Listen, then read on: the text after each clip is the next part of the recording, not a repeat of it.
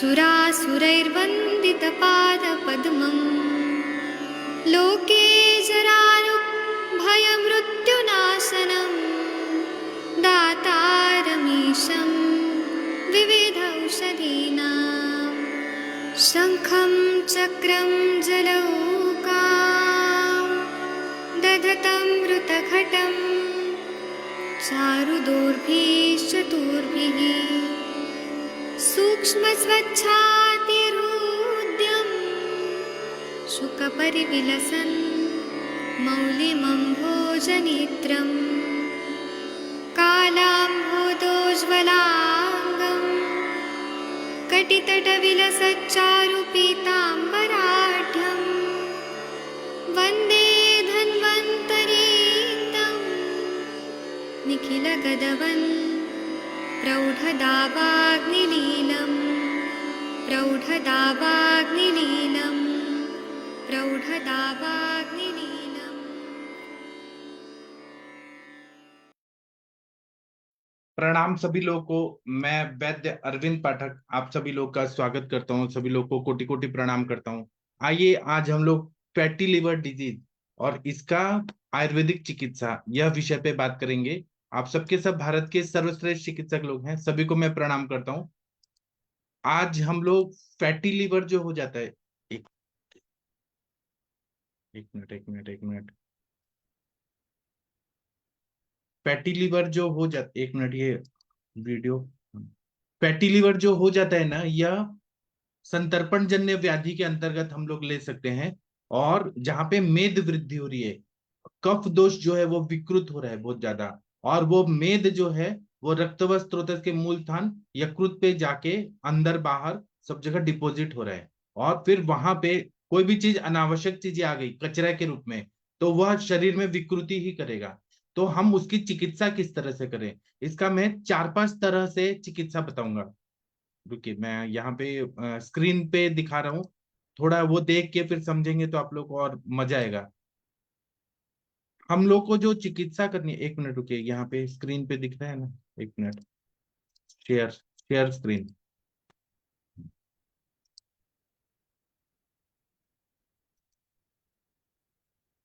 हमें चिकित्सा क्या, लाइन ऑफ ट्रीटमेंट, चिकित्सा सूत्र क्या होना चाहिए, वह हमें समझना चाहिए कि जब भी लीवर डैमेज हो रहा है, फैटी लीवर हो रहा है, तो हमें चिकित्सा में सबसे पहले आहार पे नियंत्रण करना बहुत जरूरी होता है। और आहार और औषधि द्रव्य इस तरह से हम लोग को सेलेक्ट करना है जो कफहर हो और मेदग्न हो, मतलब मेद जो विकृत रूप से संचित हो गया, उस पे चिकित्सा होना चाहिए। और जब भी हम चिकित्सा कर रहे हैं, मेद की चिकित्सा कर रहे हैं, तो वायु का प्रकोप ना हो, उसका हमें ध्यान देना है। तो जो भी द्रव्य है वह, आहार द्रव्य अगर ले रहे हैं तो थोड़ा रुक्ष हो, थोड़ा कठिन हो। और जैसे यव है, जौ, कुल्थी है, अनेक प्रकार के तृण धान्य लें, जैसे कोदो है, बाजरा है, नाचनी है, ऐसे द्रव्यों का प्रयोग करें। शहद भी इसमें बहुत ज्यादा रुक्षता उत्पन्न करता है और वह मेद का नाश करता है। शहद भी अपतर्पण करने वाले द्रव्यों में उत्तम है। जो डायबिटिक पेशेंट है और फैटी लिवर है, उनको शहद नहीं देना है। उसी तरह से शहद गुरु है और अग्निवर्धन नहीं करता है। इसके विपरीत शहद, मधु, हनी जो है वह अपतर्पण करता है और मेद धातु का शरण करता है। फिर इसमें हमें फैटी लिवर अगर है तो हमें चिकित्सा में कटु रस, तिक्त रस, ऐसे वाले द्रव्यों का सेवन करना चाहिए। और कटु और तिक्त रसात्मक द्रव्यों से सिद्ध जलपान का प्रयोग करना है। जो भी तिक्त रसात्मक द्रव्य है, जैसे षडंग पानीय के द्रव्य कटु और तिक्त हैं, तो उनके सिद्ध जलपान के लिए प्रयोग करना है। और पीने का पानी हमेशा उष्ण, गर्म, पोषण होना चाहिए। गर्म पानी से भी लेखन होता है, वो फायदा करता है। हमेशा गर्म पानी पीने से क्या होता है कि 1-2 महीने में वेट लॉस भी होता है और फैटी लीवर में भी बहुत अच्छा फायदा होता है। और किसी भी प्रकार की दुर्बलता नहीं होती है, और जो प्राकृत जठराग्नि है वह अच्छी हो जाती है। उसी तरह से जागरण करना बहुत जरूरी है। जो ज्यादा सोता है, 10 घंटा, 12 घंटा, 20 घंटा, उसको थोड़ा जागरण करना जरूरी है, कम सोना है। वयवाय जो है वो है, मतलब वयवाय करके कैसे भी शुक्र धातु को वो निकालें, तो जिससे क्या होगा कि धातु परिपोषण क्रम जो है वह होगा कि शुक्र का प्रोडक्शन ज्यादा होगा। और धातु क्षय होगा तो मेद का भी क्षय होगा। स्वेद प्रवृत्ति होती है शुक्र का क्षय करने की। तो व्यवहार करना बहुत जरूरी है, व्यायाम बहुत जरूरी है। आज हमारे सर ने एक बहुत अच्छा बात कहा, आज के लेक्चर में वो बता रहे थे कि कुटी प्रावेशिक रसायन जब होता था तो उस टाइम पे केवल ऐसा नहीं था कि कुटिया में चले गए और च्यवनप्राश का सेवन कर रहे हैं, तीन जो त्रिगर्भा जो है कुटी, वहां पे भी दिनचर्या का पालन करना बहुत जरूरी था, वहां पे व्यायाम करना बहुत जरूरी है, तभी उसका फायदा होता है रसायन का। नहीं तो बैठे रहेंगे और रसायन खाएंगे तो कुछ फायदा नहीं होगा। दिनचर्या, और दिनचर्या के अंतर्गत अर्ध शक्ति व्यायाम बोला है, तो यहाँ पर भी फैटी लीवर के लिए व्यायाम करना बहुत जरूरी है। और मात्रा से, क्रम से, धीरे धीरे व्यायाम को बढ़ाना है, व्यवहार को बढ़ाना है, जागरण को भी बढ़ाना है। एक दिन में नहीं बढ़ेगा, धीरे धीरे बढ़ाना है। और इसमें क्योंकि तकलीफ होगी, एक ही दिन बहुत ज्यादा व्यायाम करेंगे, एक ही दिन बहुत ज्यादा जागरण करेंगे तो तकलीफ होगी, धीरे धीरे बढ़ाना है। जैसे वो कल एक पेशेंट आई थी, वो निशा देवांगन कोई तो आई थी, मनीषा मैडम की, तो वो 8-9 बजे उठती थी। अभी कल उन्होंने बताया कि वो 6:30 बजे उठी हैं। तो धीरे धीरे वो क्रम से हमें अपनी आदतों को सुधारना है। और इन तीन उपक्रम जो है, जागरण करने से, व्यवहार करने से, व्यायाम करने से मेद धातु का लेखन होकर शरीर में लघुता प्राप्त होती है और उत्साह भी बढ़ता है, और फैटी लीवर जो है और ट्राइग्लिसराइड बढ़ा हुआ है वह सब कम होने लगता है। उसी तरह से मानसिक चिंता भी थोड़ा होना चाहिए, स्ट्रेस लेना है थोड़ा हल्का, ज्यादा नहीं लेना है लेकिन लेना है, बहुत खुश नहीं रहना है। तो थोड़ा कोई पढ़ाई लिखाई में या थोड़ा जो भी चीजें है ना, थोड़ा चिंता करना भी जरूरी है यहाँ पे। एकदम सुखी रहेंगे, हंसते रहेंगे तो वह फैटी लीवर को कम नहीं करेगा। मानसिक भी इसमें हमें चिकित्सा के रूप में चिंता का प्रयोग करना है। उसी तरह से रुक्ष और उष्ण द्रव्यों के बस्ती हितकर होते हैं, तो वत्स आदि गण जो बताया है वाग्भट संहिता में 15वां चैप्टर जो सूत्र स्थान में, वत्स आदि गण का निरूह का प्रयोग कर सकते हैं, मृदु अनुलोमन का प्रयोग कर सकते हैं। अनुलोमन के लिए रुक्षण, लेखन और मृदु विरेचक, ऐसा गोमूत्र का प्रयोग करें तो फैटी लीवर में बहुत अच्छा फायदा होता है। या गोमूत्र हरितकी का प्रयोग करें तो वो बहुत अच्छा फायदा होता है। इसी तरह से शिलाजतु है, कुंभा है, ये बहुत अच्छा उपयोगी रहता है शिलाजित का प्रयोग करने से। और शिलाजित जो है वो शिवा गुटिका में भी है, चंद्र प्रभा में भी है, उसका प्रयोग करें तो बहुत अच्छा फायदा होता है। इसी तरह से जो गुग्गुल के कल्प जो है, त्रिफला गुग्गुल है, मेदोहर गुग्गुल है, नवक गुग्गुल है। गुग्गुल जो है खुद ही लेखन गुण युक्त रहता है, रुक्ष होता है, वातग्न होता है, कफ मेदहर होता है। और त्रिफला, त्रिकटु गुग्गुल, ये सब जो द्रव्य हैं ये त्रिफला गुग्गुल में है, तो उनका प्रयोग करने से बहुत अच्छा फायदा होता है। हमारे सर ये बताते हैं कि अगर मेद तक हमें कोई भी मेडिसिन पहुंचानी है, आज उन्होंने एक बहुत अच्छा उदाहरण दिया कि कोई एक पेशेंट थी, सर के पास आई थी, उसका ना रूडिमेंट्री यूट्रस था, यूट्रस का ग्रोथ नहीं हो रहा था, वजाइना ठीक था, और सेकेंडरी सेक्सुअल कैरेक्टर्स बहुत अच्छे थे।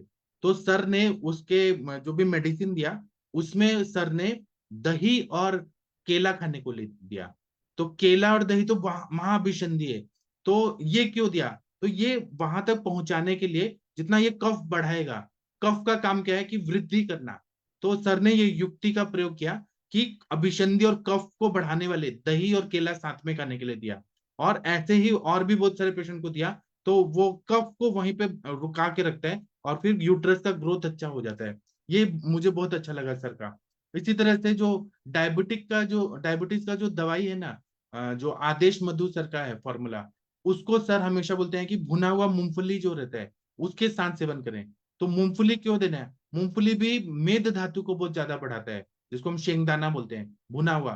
तो वो एक मीडियम होता है प्रमेह व्याधि में, क्योंकि प्रमेह में भी मेद धातु जो रहता है वो विकृत हुआ रहता है, तो वो गंतव्य तक पहुंचाने के लिए व्हीकल के रूप में, जैसे हमें यहाँ से दिल्ली जाना है तो हम ट्रेन से जा सकते हैं, बस से जा सकते हैं, या फिर एरोप्लेन से जा सकते हैं, तो उसके लिए एक व्हीकल चाहिए, एयरक्राफ्ट चाहिए, बस चाहिए। वैसे ही मेडिसिन को वहां तक पहुंचाने के लिए एक मीडियम चाहिए। तो यहाँ फैटी लीवर है, फैटी लीवर में हमें कोई मेडिसिन चाहिए। अब मेद का संचय हुआ है, तो हमें मतलब स्निग्ध पदार्थ चाहिए, तो इसलिए महातिक्त घृत जो है उसके साथ कोई भी अनुपान, वो अनुपान बना के मेडिसिन दिया जाए। जैसे आरोग्यवर्धनी बट्टी दे रहे हैं, या मेदोहर गुग्गुल दे रहे हैं, मेदोपाचक दे रहे हैं, उसका अनुपान महातिक्त घृत देंगे, तो महातिक्त घृत खुद ही तिक्त रसात्मक है, मेद का पाचन करेगा। और घृत के साथ जब महातिक्त घृत जा रहे हैं तो वह मेद का जो फैटी लीवर है उसको पूरी तरह से ठीक कर देता है, ऐसा अनुभव में आया है। तो हमें वही अनुपान वैसा होना चाहिए। उसी तरह से लेखन करने वाले स्त्रोतोरोध नाशक हमें त्रिकटु का प्रयोग करने से फैटी लिवर में फायदा होता है, त्रिफला का फायदा होता है, गुग्गुल का फायदा होता है। इसमें फैटी लिवर में सभी धातुओं में शिथिलता आ जाती है, दुर्बलता आ जाती है। तो हमें लौह भस्म का भी प्रयोग करें या लौह कल्पों का भी प्रयोग करें, जैसे कि नवायस लौह है, तो वो बहुत अच्छा काम करता है। लौह भस्म कषाय रस का होता है, उत्तम कफ और मेधर होता है, धातु शिथिल्यता को कम करने में श्रेष्ठ माना जाता है। इसलिए लौह के कल्प या लौह भस्म स्वतंत्र रूप से प्रयोग कर सकते हैं। इसी तरह से लौह भस्म, ताम्र भस्म, शिला जतु, गुग्गुल वाले जो एक आरोग्यवर्धनी वटी हमको दिया गया है, और ये यकृत पे भी काम करता है और थोड़ा कफग्न भी है, लेखन कार्य भी करता है। इसलिए और इसका अनुपान महातिक्त घृत रहे या गोमूत्र रहे तो बहुत अच्छा फायदा होता है।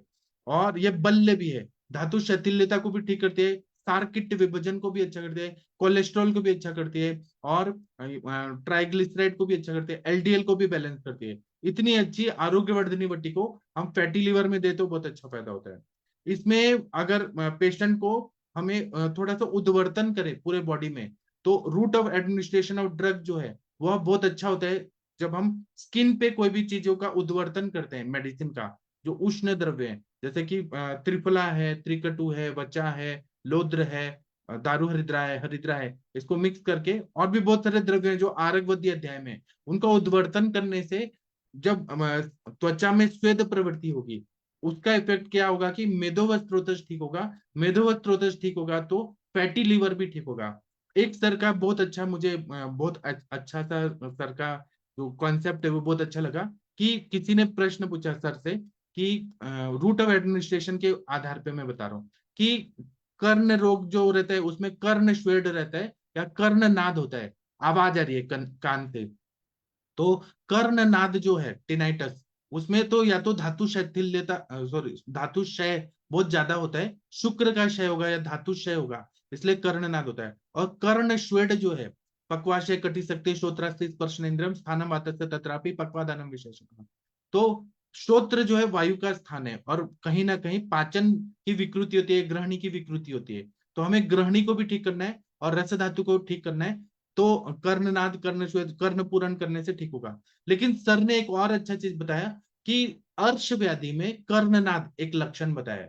तो हमें कान में जो अर्श पे तेल यूज करते हैं, जैसे काशीसादी तेल, पिपल्यादि तेल का बत्ती देते हैं, वही तेल अगर हम कान में डालेंगे तो वो भी ठीक करेगा और अर्श भी ठीक कर देगा। या हम अर्श में वहां पे पिच्चू रखें, जहां पे अर्श हुआ है पेशेंट को, या फिर कर्ण ना दे, वहां पिचू रखेंगे तो अपने आप कान ठीक हो जाएगा। ये कॉन्सेप्ट मुझे बहुत ही अच्छा लगा। इसी तरह से जो इनफर्टिलिटी के पेशेंट आते हैं, जिनको फेलोपियन ट्यूबल ब्लॉक है या गर्भाशय में विकृति है, तो फेलोपियन ट्यूबल ब्लॉक में कान में रुई रखने से वो ओपन हो जाता है।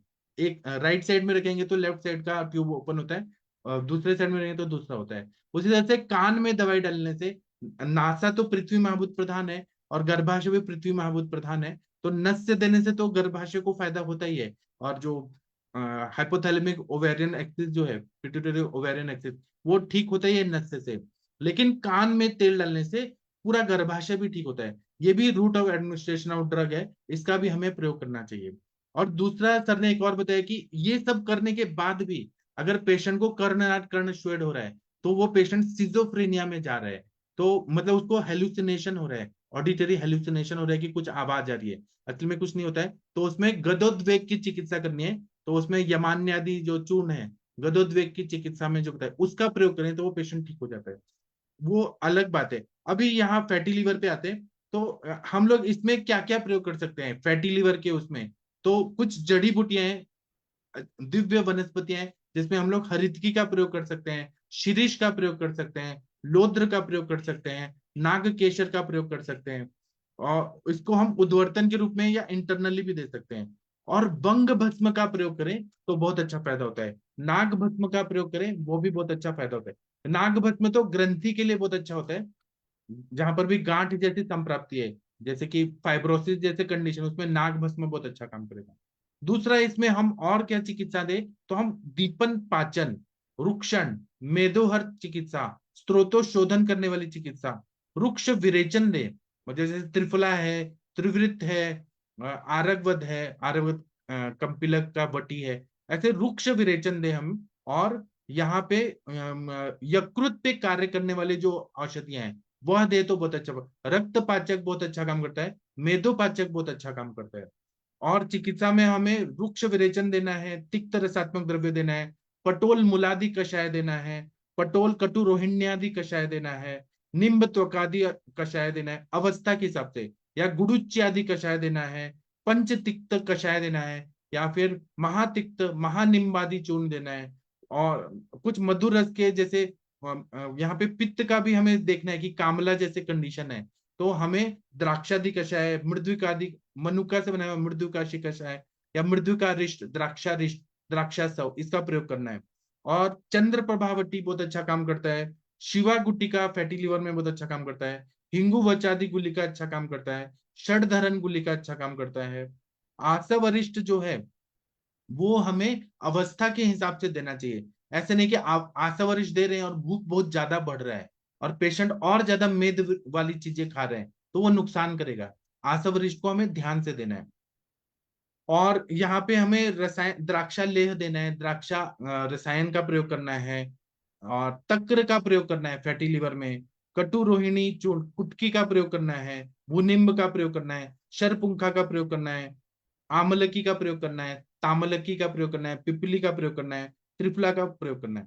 अभी मैं और बताऊंगा, मैं चाहूंगा आप लोग कुछ बताइए फिर हम लोग और डिस्कस करेंगे। चलिए आदरणीय अरविंद सर जी, आप कुछ बताना चाहेंगे फैटी लिवर की चिकित्सा में। नमस्कार। बहुत बहुत बढ़िया सर, बहुत बढ़िया। देखिए, बहुत अच्छे से कल से टॉपिक चल रहा है। हिपेटिक इन्फ्लेमेशन है, अलॉन्ग विद सेल डेथ है, या और स्टीएटो हेपेटाइटिस कहते हैं। मीन फैट डिपोजिशन हो रहा है जिसकी वजह से, जैसे आपने बहुत बढ़िया बताया कि लीवर के अंदर भी पैथोलॉजी हो रही है, लीवर के बाहर भी हो रही है। और हो क्यों रही है? क्योंकि कफ जो है पाचक पित्त के स्थान पे है। तो इसीलिए हो क्या रहा है कि कफ वृद्ध हो रहा है, पित्त का क्षय हो रहा है। ये लक्षण आते हैं पेशेंट में, क्योंकि इसमें एपिटाइट बहुत कम हो जाती है, चाहे वो हैवी ड्रिंकिंग के बाद भी हो या नॉन अल्कोहलिक भी पेशेंट में मिलता है। ट्रीटमेंट प्लान जो रहता है वो रूक्षण रहता है, क्योंकि कफ जम रहा है, मेद जम रहा है, तो पित्त का क्षय हो रहा है, तो पाचन भी करना पड़ेगा और वो शोधन करना होगा जिससे कफ का भी क्षय हो और पित्त की वृद्धि हो। पित्त विरेचक औषधियाँ इसमें चलती हैं, साथ में कफाग्नि होती हैं, और लेखन औषधियाँ चलाने में बहुत बढ़िया रिस्पांस आता है।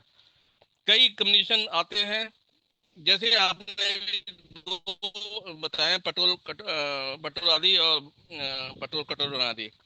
पटोल आदि के लिए बोला है, पटोल कटोरोनादि के लिए बोला है, पटोल कटोरोनी चंदन मधुसभा गुरुचि पाठा निहंतम निहंती कफ पित्त।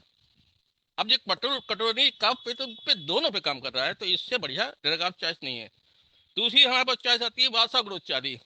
इसमें भी वासा गुरुचि तिफला कड्डी भूनिम्ब निम्ब जाओ कौत छोद हरो ग्राही। वो, वो जो वो शहद के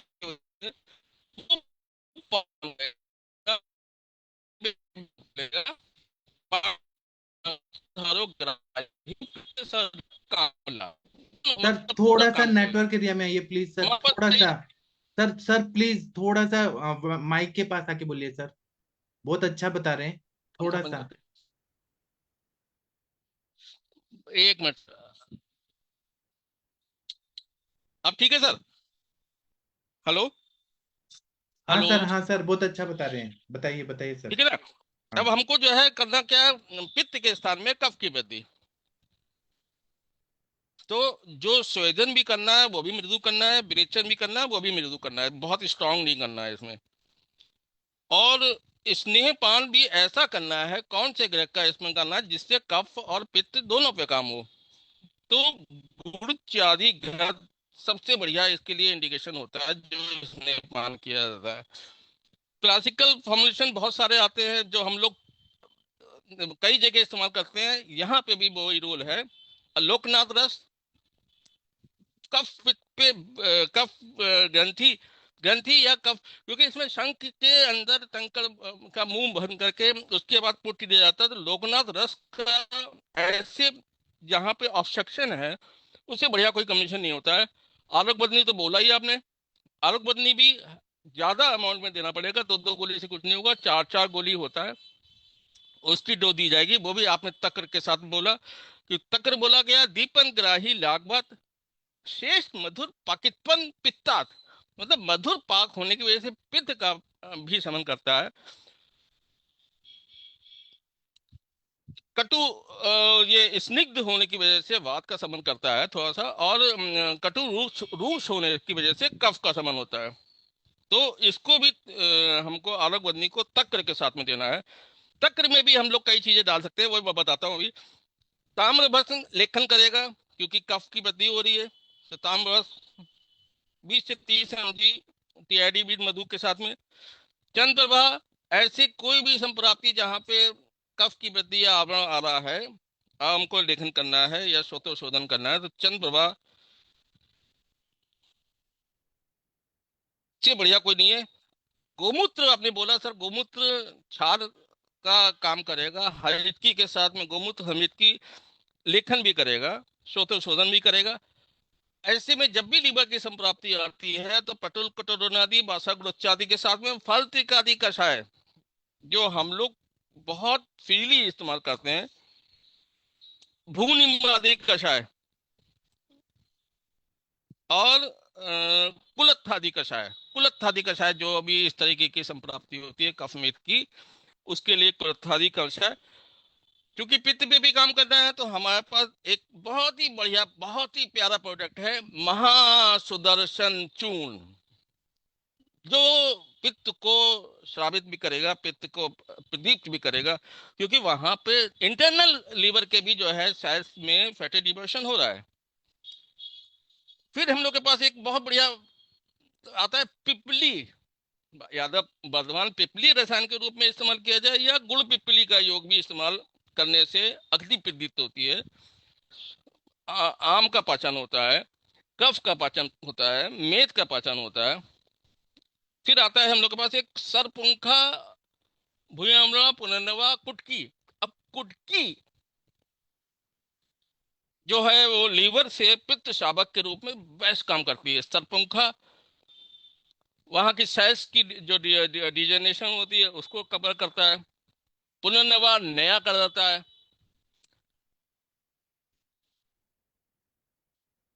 लौकी का यूज, मेथी का यूज और बाल मूलक बोला गया है ऐसे में। जब भी इस तरीके की वो प्रॉब्लम आती है तो बाल मूलक उन्होंने बोला है कि उसका इस्तेमाल करिए, उसका यूज बनाइए।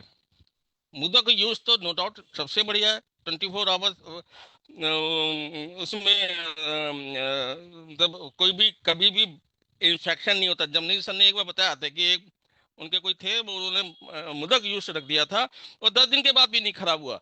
और एक अरहर का स्वाद बाकी सब यूज थे वो सब में फंगस लग गई थी, मुदक यूज में फंगस तक नहीं लगी। कुमार सब जो छोटी आंत पे भी करता है, बड़ी आंत पे भी करता है, हल्दी के साथ में, क्योंकि हमको वहां पे जो इन्फ्लेमेशन है उसको कम करना है। भारंगी आदि चूर्ण, नारायण चूर्ण, हम लोग को शोधन करना है अमाशय का। इसके साथ में इसको भी तक्र के साथ दिया जा सकता है, दाढ़ी मास तक चूर्ण। सर का जर्नलिज्म सर में 2-3 चीजें उन्होंने बहुत बढ़िया बताई हैं जो हम लोग को इस्तेमाल करना चाहिए जब भी मुंह से लेके गुदा तक की कोई भी संप्राप्ति होती है। महामृत्युंजय लव प्लस कोष्ठादि चूर्ण। और जब भी हमको अरिष्ट की कल्पना सोचती है तो रोहित का रिष्ट हम लोग के दिमाग में तुरंत आता है। जो अभी आप जो बता रहे थे कि कान की संप्राप्ति में सर वहां पे कर्णनाद या कर्णछेद जो आ रहा है वो अर्श में आता है, बिल्कुल सही है, क्योंकि वात का स्थान पक्वाशय है। वो ये चाहे यूटरस हो चाहे अर्श हो, वो अपान के क्षेत्र में है। जब भी अपान विकृत होगी तो सारी धातुएं विकृत होती हैं। तो कर्णनाद में वायु विभाजित ही बोला गया है। संकोच प्रमाणम स्तंभ रुक भेदो अस्थि प्रमाणम संग अंग भग्गो संकोच बत हर्ष तर्पणम वेष्टन त्रासो में कुछ ऐसी है कुछ। तो ये वायु करती है क्या? वायु विभाजन करती है। तो अगर हम अर्श करेंगे चाहे वो हम उसमें कर्णनाद में कोई भी तेल डालेंगे तो वो पकवाशय पे भी काम करेगा। और पकवाशय से अगर हम लोग अगर कुछ बस्ती वगैरह या वायु का अनुलोम करते हैं तो वो कर्णनाद पे भी काम करेगा।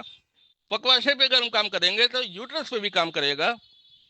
कर्ण पे या नाभ पे जितने भी बाह्य द्वार मूल में है उसमें अभी अगर हम लोग तेल का या अक्षी है नस्य है कर्ण पूर्ण करेंगे तो वो चूंकि वो वायु के स्थान है, वो अपान पे भी काम करेंगे। तो रिवर्स फ्लो होता रहता है, रिवर्स ट्रीटमेंट होता रहता है। आरकबद्ध कफ पित्त में कफ में मेली बोला गया है, लेकिन पित्त का भी शोधन करता है। आरगोदी गण जो है वेस्ट इसमें आता है। तो आरगोदादी तिक्ता आदि कषाय के साथ उनका इस्तेमाल हम लोग करते हैं। हल्की आपने बोला, लोध बोला, नागकेशर बोला, गुरुची बोला, कई चीजें ऐसी हैं जो हम लोग कर सकते हैं जिसमें जो जो हमारा खाना है उसमें फैटी चीज नहीं होनी चाहिए। हाँ, एक द्राक्षादी कषाय और रह गया सर। द्राक्षादी कषाय, द्राक्षादी रसायन, ये भी बहुत बढ़िया काम करता है। और अल्कोहल, कॉफी तक हम लोग को मना कर देना चाहिए। फिश उष्ण अभिसंधि है, ऐसी चीजें बननी करनी है जो उष्ण अभिसंधि हो। मीट वगैरह है, सॉफ्ट ड्रिंक है, शुगर के चीजें हैं, फ्राइड फैटी फ्राइड ये चीजें हैं। और ऐसा कोई चीज नहीं खाना जिसकी वजह से कॉन्स्टिपेशन हो, क्योंकि जब भी टॉक्सिन्स रुकते हैं, अब देखिए छींक की संप्राप्ति भी अपान से उठती है।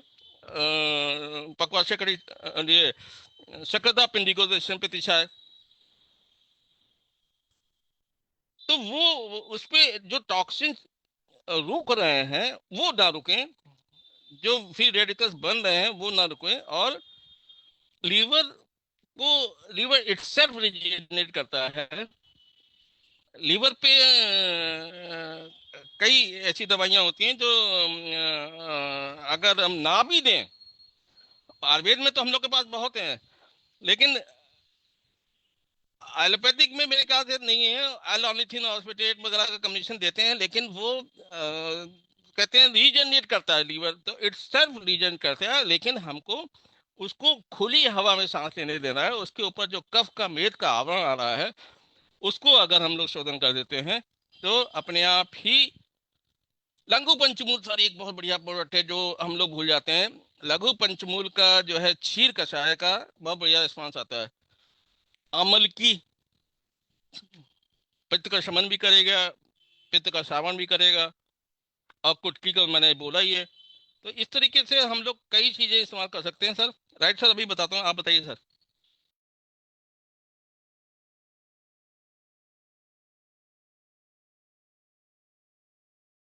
Hello sir. हाँ हाँ हाँ, मैं बता रहा हूँ, ये हाँ अनम्यूट नहीं सर, हो मेरे रहा पास था। पेशेंट आ गया सर। ओके। हाँ, देखिए देखिए, तो इसमें मुझे ये कहना है कि जो फैटी लीवर होता है ये संतर्पण जन्य व्याधि है। आज का जो सेंडेटरी लाइफस्टाइल है उसके हिसाब से पूरा संतर्पण जन्य व्याधि है। तो इसमें हमें पंचतिक्त कषाय का प्रयोग करने से बहुत अच्छा फायदा होता है। बासा गुडुचि आदि कषाय का प्रयोग करने से फायदा होता है। कैदर आदि कषाय का प्रयोग, काढ़ा कंटिन्यू चलाएं, बहुत अच्छा फायदा होता है। जितना वो रुक्षता रहेगा कषाय, उतना वो फैट्स को बर्न करेगा। और कलस्कादि कषाय और सहचरादि कषाय बहुत अच्छा काम करता है। हमारे सर ने आज एक और बताया, लीवर से रिलेटेड एक बात बहुत अच्छा बताया।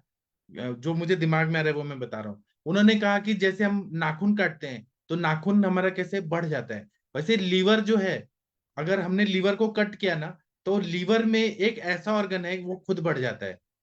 तो मतलब एक वो एक अलग कॉन्सेप्ट है, लेकिन मैं फैटी लीवर के बारे में बता रहा हूँ। चूर्ण में हम लोग त्रिविध चूर्ण का प्रयोग करें, विरेचन होगा, यकृत की शुद्धि होगी, कुटकी का प्रयोग करें, वासा का प्रयोग करें, या यकृत की शुद्धि करते रहते हैं। उसी तरह से हम लोग कुटकी तो सबसे अच्छा है, 1 ग्राम सुबह शाम अगर हम शहद के साथ लें, खाने के पहले लें, तो ये फैटी लीवर को पूरी तरह से ठीक कर देता है। कुटकी के जितने कल्प हैं, पंचतिक्त चूर्ण है, फिर जहां पर भी कुटकी कुटकी आरोग्यवर्धिनी में है, वो बहुत अच्छा काम करता है।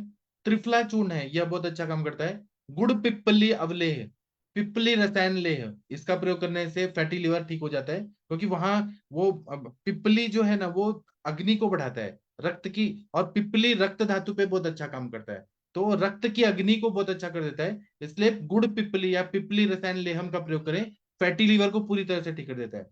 आरोग्यवर्धिनी वटिका जो है वो बहुत अच्छा काम करता है।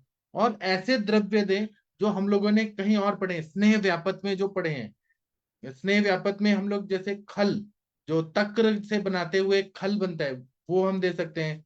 और जो एक तरह का चावल होता है उसको हम उद्दाल बोलते हैं, उद्दाल, उसका प्रयोग कर सकते हैं।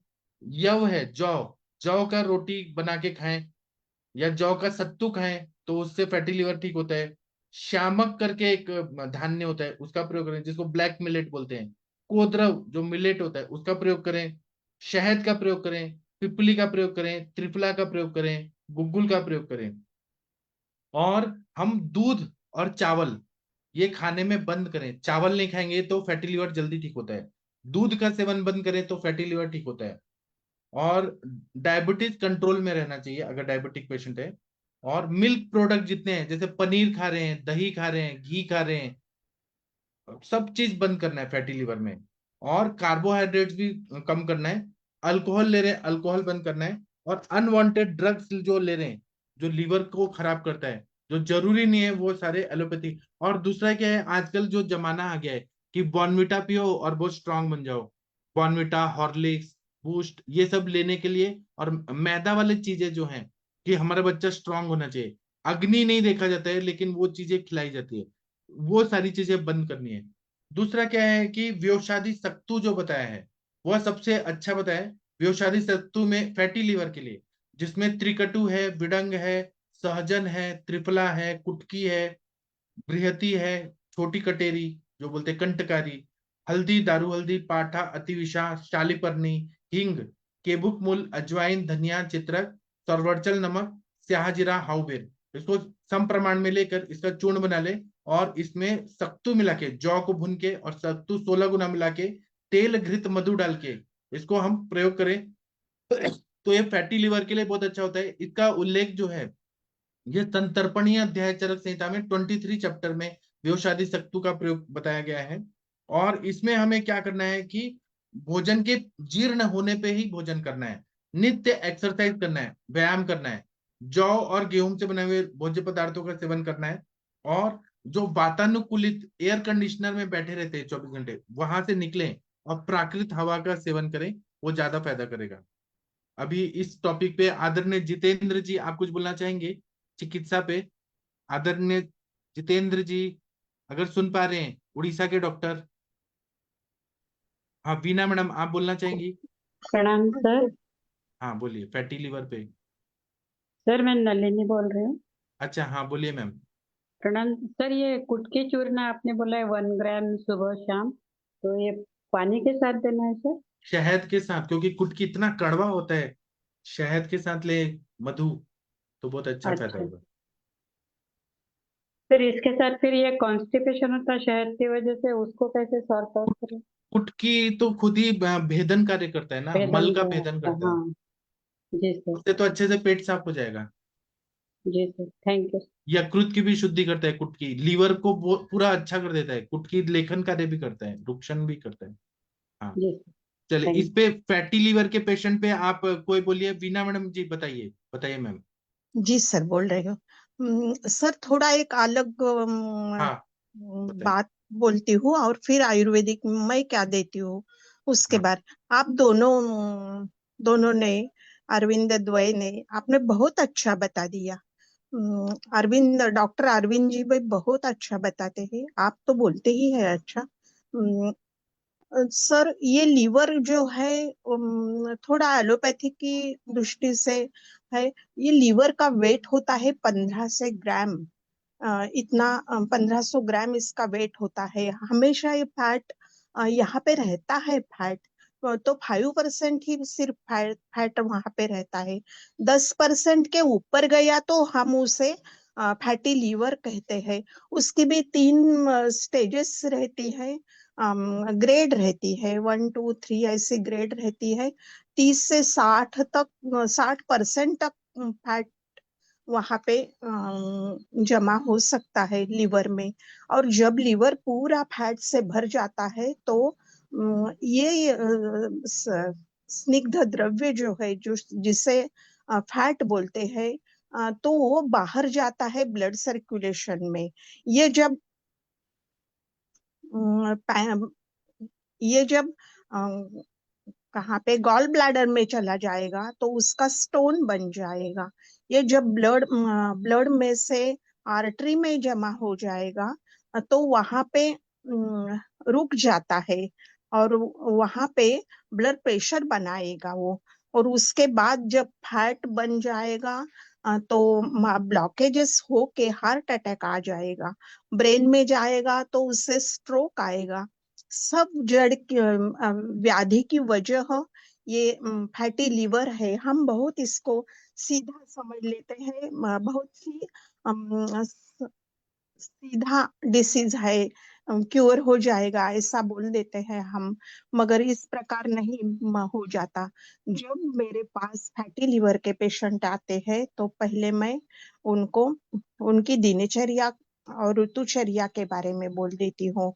अग्निमांद्य जब बहुत रहता है तो थोड़ा लंघन दे के पहले, लंघन में मुद्गयूष, और मुद्गयूष में मूली की जो कोवड़ी को क्या बोलते हैं, छोटे छोटे जो मूले रहते हैं उनका, उनके टुकड़े बना बना के उस मंड में, मंड पे या विले पीस के ऊपर ही मैं बहुत ज्यादा तो रख देती हूँ।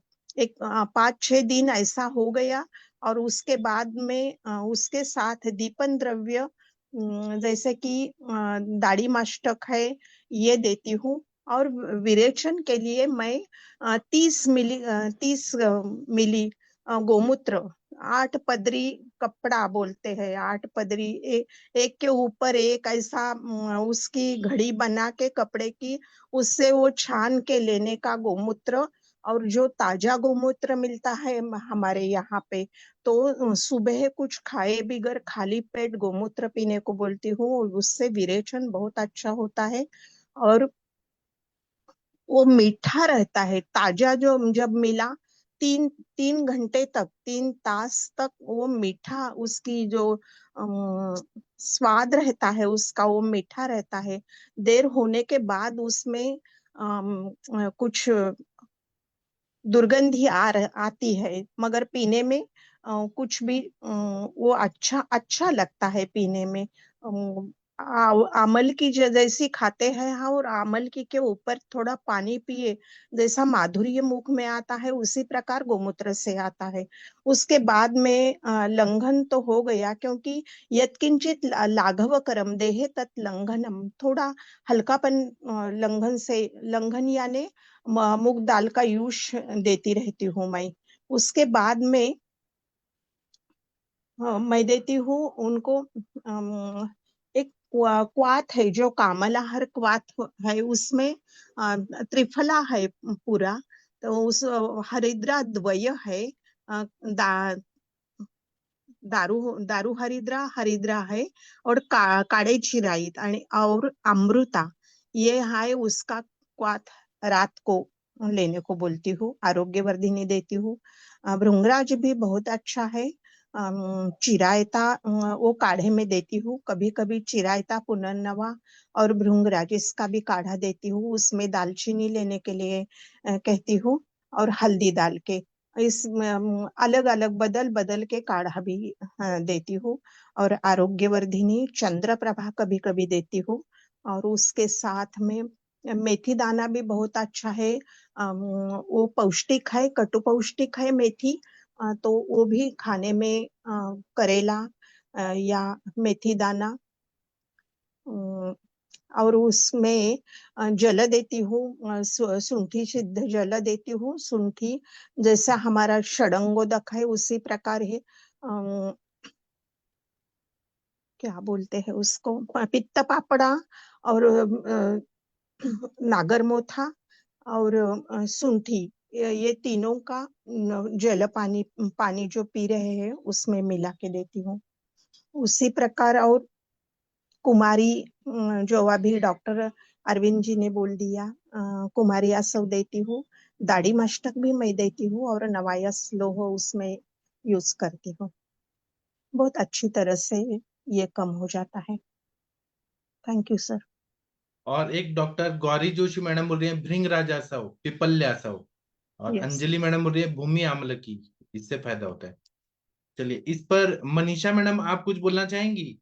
डॉक्टर मनीषा सिंह मैडम जी, छत्तीसगढ़ की डॉक्टर, या फिर आप डॉक्टर शशि तिवारी मैडम, आप जी कुछ बोलना चाहेंगी? हाँ बोलिए मैम, बोलिए बोलिए मनीषा मैडम। हाँ, उनको उनको बाहर कर दो,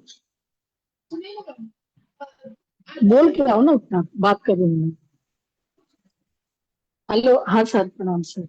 हाँ प्रणाम, आप जी, बताइए। मैं कल से टॉपिक चल रहा है, बहुत अच्छा है सर। इसमें तो सारे व्याधि की जड़, हाँ, हमारा यकृत ही है।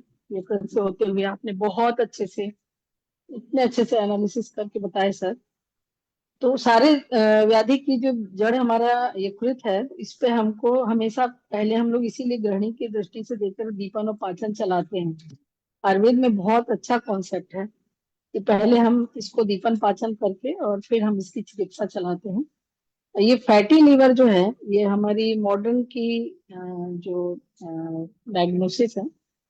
तो यकृत में वसा का जमना, यकृत में क्यों जमा है, इसका कारण तो अभी आपने सब कुछ बता दिए सर। लक्षण भी हमको यही मिलता है, सूजन आता है, पैरों में भी सूजन आता है, भूख नहीं लगता है, थकान, कमजोरी, और राइट साइड में अपर एब्डोमेन में पेन होना, स्टूल का रंग स्पेशली हल्का आ जाता है, हल्का व्हाइटिश आने लगता है, जोड़ों में दर्द हो जाता है, त्वचा और आंखों का कलर यूजली येलोइश आ ही जाता है इसमें। और कभी कभी नहीं भी आता है लोगों के, लेकिन फिर भी ग्रेड 2 से लेके ग्रेड 3 तक हमको ये यूएसजी में फैटी लीवर दिखता है। कोलेस्ट्रॉल का भी कॉज यही है। और हम लोग अभी मॉडर्न में जैसे है कि धमनियों के लिए, इसके लिए, आर्टरीज के लिए हम मेडिसिन लेते हैं या सर्जरी कराते हैं। ये सारी चीजों से हम, जैसे बाईपास से लेकर के सब इसके, लेकिन हम लीवर को ध्यान नहीं देते हैं। हमारे आयुर्वेद में इतना अच्छा कॉन्सेप्ट है कि हम लीवर को ही ट्रीट देते हैं, लीवर की ही चिकित्सा करते हैं। लीवर से ही होते हुए हम पूरे किडनी से लेके हार्ट तक को हम पहुंचते हैं, और इसीलिए हमको सफलता मिलती है। तब हम समूलतः रोग का निदान करके और आरोग्य की स्थापना कर पाते हैं। वो में जो अभी ओबेसिटी है, अभी देखते हैं लगभग लोगों में आहार विहार दिनचर्या सबका ही, लगभग 80% लोगों से 90% लोगों का दूषित है। तो मोटापा अभी बहुत बड़ा कारण है अभी तो आजकल समाज में। तो इसका भी यही कारण है। और इसमें हमारे निदान परिवर्जन की बहुत अच्छी व्यवस्था है। शराब पीना, वजन तेजी से घटना बढ़ना, डायबिटीज भी इसी का कारण आपने बहुत अच्छे से बताया। और जो लीवर से डिजीज से जो भी पीड़ित है व्यक्ति, उसमें रिंकल्स आना, एज का ज्यादा दिखना, ये भी दिखता है हमको। और अभी आपने चिकित्सा पे भी आ गए सर, तो चिकित्सा तो बहुत डिटेल में डॉक्टर सक्सेना सर ने बताया, बहुत ही डीपली बताया, और आपने भी बताया सर, अपने सर का भी फार्मूला बताया। तो हमको यहीं से जाना पड़ता है कि हमको सबसे पहले इसका दीपन पाचन का लेखन करना रहता है। लेखन में जैसे हमको अभी आप जैसे कटुका का विरेचन बताएं, और आरोग्यवर्धिनी भी हमारी बहुत अच्छी चिकित्सा है। तो ये आरोग्यवर्धिनी से ही हम स्टार्ट करते हैं। आंवला पुनर्नवा मैडम ने भी बताया, भुइमामल की, काल मिल्क, पटोल, कटुत्रियम, पटोल रहने आदि कषायम, ये सब भी बहुत अच्छे से इसमें चिकित्सा में प्रयोग करते हैं। और साथ में जैसे कुमारयासा हो गया, एलोवेरा चलाते हैं, एलोवेरा का जैसे जूस अभी बहुत ज्यादा लोग लेते हैं, गिलो एलोवेरा आंवला का जूस, ये भी अच्छा काम करता है। मेन हमको आहार विहार से लेकर के और चिकित्सा कार्य है ही जो भी है परफेक्ट है। तो आहार विहार दिनचर्या ऋतुचर्या सबसे प्राथमिकता है। साथ में आम श्लेष्मक आम का दोष जमना और इसका बहुत अच्छे तरीके से शोधन करना, डिटॉक्स करना, सबसे पहले डिटॉक्स करना और फिर शमन चिकित्सा देना और फिर हमको उनके पथ्य पालन का आगे निर्देश करना। तो ये इस पे हमारी चिकित्सा बहुत अच्छी जाती है सर, और इसको अभी और भी आप आगे कर सकते हैं सर। सॉरी मैं इतना बताऊंगी, पेशेंट बैठे हैं हाँ तो ठीक आगे है, और डिटेल सर। बहुत अच्छा बताया। इस पर डॉक्टर अंजना मैडम आप कुछ बोलना चाहेंगी? डॉक्टर अंजना सक्सेना मैडम जी, आपके पास पेशेंट ऐसे आती होंगी कि उनको फैटी लीवर है, तो आप क्या विचार करते हैं? या भारती मैडम आप बताइए प्लीज, कोई और बताना चाहे बता सकते हैं। हाँ अंजना मैडम जी बताइए। नमस्कार सर, सभी लोगों को नमस्कार सर। बहुत अच्छा डिस्कशन हो रहा है, मैंने कुछ समय के लिए सुना और आप हमेशा कुछ मैम नया ही मैम देते मैम हम लोगों का हैं। जी, प्रणाम, बहुत दिनों बाद आप मिले हैं, नमस्कार। आपको बहुत बहुत शत शत नमन मैडम। आपको भी बेटा, सबको सबको आप लोग बहुत अच्छा कर रहे हो। और बीच बीच में आई हूँ मैं, आप नहीं मिल पाए उस दिन, लेकिन अच्छा था। और आज का जो जी जी टॉपिक चल रहा है, क्योंकि जैसे आपने कहा, रियली आपसे स्टार्ट करती हूँ, आपने बहुत अच्छा बताया। क्योंकि लीवर को जैसे माना जाता है कि इंजन है हमारे शरीर का, अगर लीवर हमारा काम नहीं करेगा तो हमारा बॉडी काम ही नहीं कर पाएगा, क्योंकि डिटॉक्सिफिकेशन, मेटाबॉलिज्म, सारा कार्य हमारा लीवर ही करता है। अगर हम आयुर्वेद के हिसाब से भी चलते हैं तो हमारे आयुर्वेद में भी इतना अच्छा वर्णन आया है यकृत का, और उसके कारण अगर हम उस पे चिकित्सा पे देखते हैं, जैसे हमने कहा कि फैटी एसिड्स, तो हम लोग को जनरली जो पेशेंट मिलते हैं वो ओवेस पेशेंट मिलते हैं, और ओवेस पेशेंट में हमें लगता है कि 95% तक हमें जो है फैटी लीवर मिलता ही मिलता है। तो जैसे अभी डिस्कशन चल ही रहे हैं, तो सबसे पहले उनकी दिनचर्या पे, उनके लाइफ स्टाइल पे, उनके खान पान पे हम लोग को फोकस करना पड़ता है। मैं तो जनरली वही बताती हूँ कि खाने में सबसे पहले तो जो आज का रिफाइंड बहुत ज्यादा चल रहा है, मैदा बहुत ज्यादा चल रहा है, इसके अलावा जो जितना भी जंक फूड है, फास्ट फूड है, सारा खाना मैं तुरंत बंद कराती हूँ पेशेंट को। और फिर मैं जैसे आजकल एक नई जो चल रहा है कि मैं एक दिन पेशेंट को बोलती हूँ, एक दिन आप ज्वार की रोटी बना के खाएंगे तो अगले दिन आप जौ की रोटी बना के खाएंगे, उसके अगले दिन आप जो है मक्का की रोटी खाएंगे। इस तरह से चेंज करके पर डे के हिसाब से आप एक एक अन्न की रोटी खाएंगे तो वो ज्यादा अच्छा रहेगा। और उसके अलावा जैसे परवल वगैरह का जो सूप है यहाँ, क्योंकि नॉर्थ इंडिया में परवल बहुत अच्छे से होता है, तो परवल वगैरह का सूप या परवल वगैरह की भाजी, सब्जी बना के उसको बताते हैं। बाल मूली का बहुत अच्छा रोल है, तो बाल मूली को खाने में ऐड कराते हैं। मुनक्का मेरे को बहुत पसंद है और पेशेंट को भी बहुत इजीली मिल जाता है, थोड़ा सस्ता भी पड़ता है, तो मुनक्का का सेवन, चाहे एक बार साफ करके धो के मुनक्के को रात भर पानी में भिगो दीजिए और उस पानी को भी पी सकते हैं, पानक बना के उसका, और मुनक्का भी खा सकते हैं काला नमक लगा के या फिर सेंधा नमक लगा के। तो इस तरह से पहले मेरा काम होता है डाइट पे, जौ का पानी, जौ का दलिया और जौ का जो है सत्तू, और इसके अलावा जौ की रोटी, इस तरह का मैं जौ पे भी फोकस करती हूँ। उसमें अगर त्रिफला चूर्ण मिला देते हैं जौ के पानी में, जो कि हमारे शास्त्रों भी बताया गया है, तो वो भी इफेक्ट बहुत अच्छे से आता है। और बाकी जो औषधियों का वर्णन आया है, बहुत अच्छा औषधियों का वर्णन आप लोगों ने सबने बता ही दिया है। और मैं भी जनरली कुटकी और कालमेघ, कालमेघ तो शायद मेरे हाथ में रहता है, कालमेघ मुझे कैप्सूल फॉर्म में भी मिल जाता है, पाउडर फॉर्म में भी मिल जाता है, कालमेघ खास भी बहुत अच्छा काम करता है यहाँ पर। और इसके अलावा सभी लोगों ने, मुझे लगता है, अधिकतर ड्रग्स का कर दिया है। निरोसिल एक ड्रग आती है जो कि बहुत अच्छी ड्रग है और बहुत इफेक्टिव ड्रग है, आप लोग जानते होंगे, और सोलोमिक की है। और इसके अलावा जो उस तरह की होती है, अगर हम शास्त्रीय औषधियों पे जाएंगे तो, और कास्ट औषधियों पे जाएंगे, तो आप लोग सब डिस्कस कर चुके हैं। आरोग्य वर्धनी का बहुत अच्छा रोल है, आरोग्य वर्धनी बेस्ट मेडिसिन है। कुटकी चूर्ण, कुटकी कैप्सूल आता है, क्योंकि आजकल पेशेंट पाउडर फॉर्म में थोड़ा मेडिसिन कम लेते हैं, लेकिन पेटेंट मेडिसिन में कुटकी पाउडर या कुटकी चूर्ण को रूप में देते हैं। थोड़ा सा पेशेंट मरोड़ की शिकायत करता है कुटकी खा के, क्योंकि भेदन का कार्य करती है, लेकिन इफेक्ट बहुत अच्छा आता है। तो उसके साथ में अगर उसको लगता है तो हम शंखवटी ऐड कर सकते हैं पेशेंट को। और बाकी भारंगी है, भूनिम्ब है, इसका भी पाउडर बना के, कल्क बना के बहुत इफेक्टिव रहता है। विटामिन सी के रूप में अगर हम आंवल की पाउडर ऐड करते रहें, या आंवल की टैबलेट ऐड करते रहें, आंवल की चूर्ण ऐड करते रहें, तो बहुत इफेक्ट रहेगा पेशेंट को, क्योंकि वो कुछ ना कुछ उसको रसायन का भी काम करता है और रस धातु के पे बहुत अच्छा वर्क करता है। और अमल की हमारे यहाँ वैसे भी एक इसी तरह की ड्रग है कि अगर इसको हम किसी भी ड्रग के साथ एड ऑन करते हैं तो कुछ थोड़ा सा पेशेंट को उसकी इम्यूनिटी तो बढ़ती ही बढ़ती है, साथ में हमें काफी चेंज देखने को मिलता है। तो मेरा लगभग यही प्रिस्क्रिप्शन रहता है। बाकी आप लोगों ने सर बहुत अच्छा बताया, दोनों लोगों ने बहुत अच्छा बताया, मैडम लोग का भी सबका बहुत अच्छा था। आज ज्ञानवर्धन हुआ, इसके लिए आप लोग को बहुत बहुत धन्यवाद। Thank you sir. जी, मैं शशि मैडम से भी सुनना चाहूंगा, लेकिन मैं कुछ और द्रव्य बताता हूँ जो हमारे सर ने बताए। जैसे गुड़ुच्यादि कषाय, फिर हरितक्यादि कषाय बहुत अच्छा फायदा करता है। लघु पंचमूल कषाय, द्राक्षादि कषाय, पारिभद्र पंचांगम कषाय, और पंच अमृता कषाय ये आता है। अमृता उशिरादि कषाय बहुत अच्छा काम करता है। भृंगराज का चूर्ण जो है वो इस पे फैटी लीवर पे भृंगराज बहुत अच्छा काम करता है। फिर पिपली शरपुंखा चूर्ण, नारायण चूर्ण, सुदर्शन चूर्ण, कुमारी का स्वरस हल्दी में मिक्स करके वो लेने से फैटी लीवर में बहुत अच्छा फायदा होता है। शिवा गुलिका, सुदर्शन गुलिका, फिर उसके बाद में अष्ट दशांग गुलिका, चंद्रप्रभावती, धात्री लव, फिर पिपली रसायन का सेवन करें तो फैटी लीवर पूरा ठीक हो जाता है। फिर द्राक्षा रसायन प्रयोग करें, फिर कॉटेज आदि शिलाजतु का प्रयोग करें, दशमूल हरितकी का प्रयोग करें, शरपुंखा बिल्वादी लेहम का प्रयोग करें, फिर कुटज त्रिफला लेहम का प्रयोग करें, फिर पिपली लेहम का प्रयोग करें। स्वर्णमाक्षिक भस्म अच्छा काम करता है। क्षार का प्रयोग करें जो लवण और मतलब लवण से बनाया हुआ है क्षार है, तो उसका प्रयोग करें। जलाया हुआ जो लवण होता है वो अगर दे, या यवक क्षार, सज्जी क्षार, वो भी अच्छा काम करता है, लेकिन मात्रा को देखते हुए। शरपुंखा का कल्प करें। भृंगराज आंवला मत्स्यांतक लीफ इसका प्रयोग करें। कटुरोहिणी, हरिद्रा और भृंगराज इसका प्रयोग करें। पपीता का बीज का प्रयोग करें। पिपली का रसायन का प्रयोग करें तो बहुत अच्छा फायदा होता है। चलिए, आदरणीय शशि मैडम आप क्या बताना चाहेंगी? डॉक्टर शशि मैडम आप हैं? हाँ जी sir, good evening sir.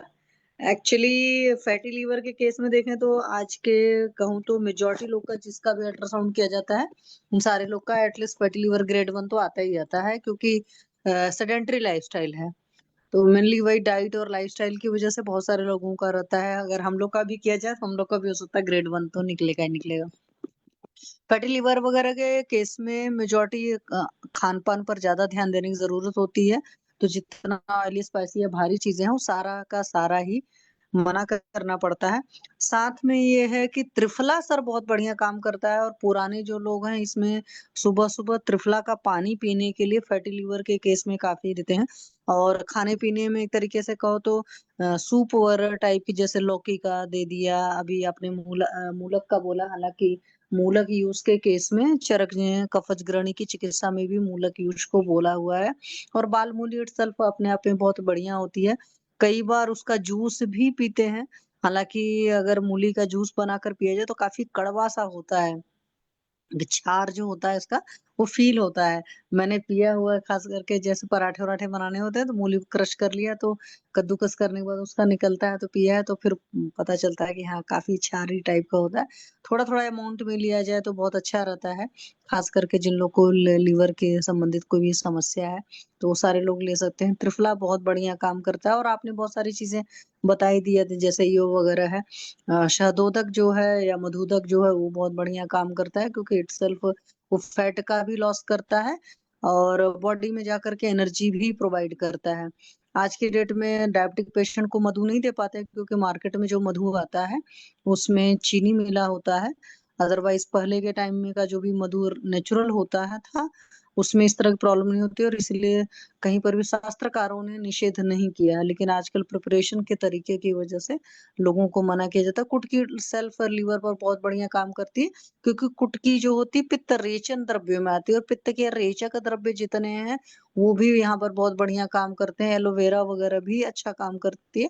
But aloe vera वगैरह के साथ में अगर हम जूस फॉर्म में दे रहे हैं या पल्प फॉर्म में ऐसे पेशेंट ले रहा है अपने पास लगा कर रखा हुआ है, तो वहां पर देखना पड़ता है। कुछ पेशेंट्स को तो बहुत अच्छा एलोवेरा सूट करता है, कुछ लोग को नहीं सूट करता है। इसलिए हमेशा कहा जाता है कि चाहे जितने लोग नॉन मेडिको हैं अगर यहाँ पर सुन रहे हैं तो प्लीज अपनी चिकित्सा खुद से ना करिएगा, हर पेशेंट के लिए अलग अलग होती है। और जो चिकित्सक होता है वो अपनी युक्ति के हिसाब से आपके बीमारी के हिसाब से आपको मेडिसिन चलाता है। तो वो सारी चीजें हैं। जितने लीवर पर और भी काम करने वाले चाहे भूमिया मलकी वगैरह है, चाहे कालमेघ वगैरह है, ये सब सारे कॉम्बो बहुत बढ़िया काम करते हैं। मेन है कि दीपन पाचन अनुलोमन सही से रहे। मतलब कि यहाँ पर दीपन पाचन अनुलोमन का है कि अनुलोमन तो होता ही रहे, साथ में जो आहार है वो बहुत लघु होना चाहिए। मैं ऐसे लोग को अधिकतर किशमिश का पानी वगैरह देती हूँ, फ्रूट्स वगैरह, सिट्रस फ्रूट्स वगैरह के जूसेस वगैरह भी खाने के लिए बोलती हूँ, और काफी बढ़िया रिजल्ट आता है उसमें। और गन्ने का जूस वगैरह भी, इस तरह की चीजें पी सकते हैं। दाल चावल रोटी सब्जी को लगभग एक तरीके से कहें तो बंद कर देते हैं, फिर धीरे धीरे उस पर आते हैं तो ठीक हो जाता है। एटलीस्ट त्रिफला का पानी कम से कम हफ्ते या 10 दिन लगातार ले सकते हैं। जी sir, thank you sir. Sir sir बोलूं मैं? हाँ हाँ, बोलिए मैम, बोलिए। अब मुझे अल्कोहलिक फैटी लिवर तो फीमेल भी बहुत ज्यादा पी रही है, प्रेगनेंसी में भी तो बच्चे में भी फिटल अल्कोहल मिलता है। जन्मा जन्म ले बच्चे जो छोटे रहते हैं तो उनको भी फिटल अल्कोहल उनमें मिलता है, ये मैंने देखा है ऐसा। फीमेल भी बहुत ज्यादा पी रही है तो फैटी लीवर का प्रमाण उसकी वजह से भी, अल्कोहल की आपने वजह से अभी भी कल बहुत का या बढ़ा। आज का न्यूज देखा क्या? जो मनसे वाले हैं ना, वो अच्छा काम भी करते हैं। उन्होंने लेडीज बार जो है ना, मतलब जहाँ दारू का अड्डा था, वहां पे हाँ जाके हंगामा किया कि ये भारतीय संस्कृति के खिलाफ है। तो यहाँ पे दारू का बियर बार क्यों चल रहे हैं? लेडीज के लिए खास खुला है मुंबई पुणे हाईवे पे। सोचिए ना क्या जमाना आ गया है। और हर वीकेंड पे लेडीज लोग जाती हैं वहां पे। जेंट्स अलाउड नहीं है, मतलब देने वाले अलाउड है, लेकिन पीने वाली सारी लड़कियां जाती हैं। और बहुत ज्यादा ऐसे चल रहा है बड़े बड़े मेट्रोज में, मुंबई पुणे ऐसे। और दूसरे जगह पे पता नहीं, लेकिन मुंबई पुणे में बहुत चल रहा है। जो आप बोल रही है सच बात है। हाँ, बोलिए बोलिए मैम। हाँ सर, तो हम अगले पीढ़ी को ये हम विरासत क्या दे रहे हैं अगले पीढ़ी को? तो डायबिटीज दे रहे हैं हम, फैटी लिवर दे रहे हैं, कार्डियक डिसीज दे रहे हैं। तो हमें तो हमारे माँ बाप से हमें क्या बोलते हैं, आरोग्य की प्राप्ति हुई है या मिली है हमें विरासत में। मगर हम क्या देंगे, हमारी पीढ़ी आगे क्या देने वाली है मालूम नहीं। ये सब डिसीज ही आगे पूरा संक्रमित होने वाले हैं। तो इसका कौन विचार कर रहा है? आज आज क्या ऐश कर लो, आज एंजॉय कर लो, कल का कल देखेंगे। उसके लिए फिर डॉक्टर पे ब्लेम कर दो कि आपके वजह से ही आप ठीक कर दो, चमत्कार कर दो। लेकिन आज तो मैं एंजॉय करना है। ऐसा है ना, जमाना बदल गया है। जितना सिगरेट स्मोकिंग और अल्कोहल हुक्का ये सब जो बढ़ रहा है, तंबाकू गुटखा, और ये माणिक चंद, ये फिर राजश्री वो जो है वो, और बहुत सारे है ना, बोलो जुबा केसरी, वो एक्टर लोग भी प्रचार करते हैं। तो ये लड़कियां भी ज्यादा खा रही हैं, सब खा रहे हैं। चलिए, इस पे और वीना मैडम आप कुछ बोलना चाहती हैं? नहीं सर, बस इतना ही। जी, तो ठीक है, मैं अभी ये सेशन बंद करता हूँ। अभी हम नेक्स्ट सेशन में आएंगे, तो केस टेकिंग करेंगे, अभय सर ने कहा है। तो अभी मैं सेशन बंद करता हूँ। थैंक यू, प्रणाम। 1 घंटे का ब्रेक लेते हैं। थैंक यू सभी को, धन्यवाद, प्रणाम।